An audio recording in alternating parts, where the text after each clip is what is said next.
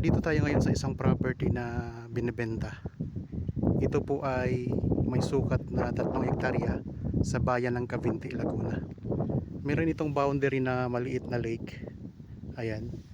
At katabi po ito ng Hampstone, yung golf course dito sa Cavinti. Sa palibot mga kaprops, tingnan nyo. May mga mountain views. Ayun o. Yan, ikot ko lang ang camera. Ito ay katabi lang ng Barangay Road at 2 to 3 minutes travel time lang papunta sa highway. At malapit lang din po ito sa sikat na pasyalan dito sa Japanese Garden.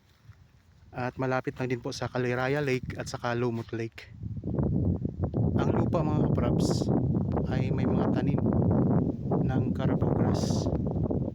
Ayan o. So may mga tinanggalan lang po mga kaprops, pero tutubo na naman yan uli. Ito ang ganda, papunta doon sa lake mga kaprops yan.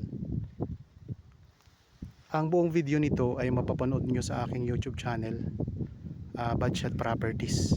Bali binidyohan ko mula sa kalsada paikot dito sa property at pumunta ako doon sa lake mga kaprops.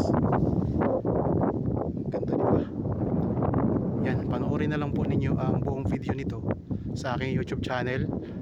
Nandyan po ang link sa comment section ng video nito. Okay, maraming salamat po mga kaprops sa inyong panonood.